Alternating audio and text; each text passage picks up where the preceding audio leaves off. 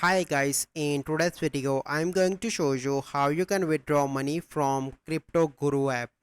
So the first step you need to do is to open Play Store and download the app Cryptoguru Trading Simulator. So once you download, so the next step you need to open the app. So I already open and create my account. So here you can see that I have $3,000 here and I invested $0. So basically this is a simulator app, so you cannot withdraw money directly from this app because it is like a simulator that will teach you how to do trade. So let me show you on to the Google as well.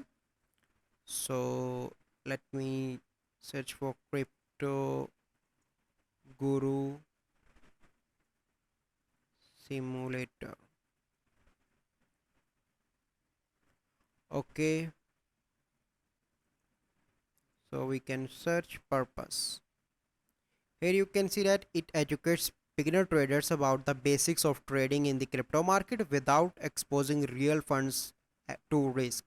So basically in this app you will get the virtual balance that you can use to learn how to invest.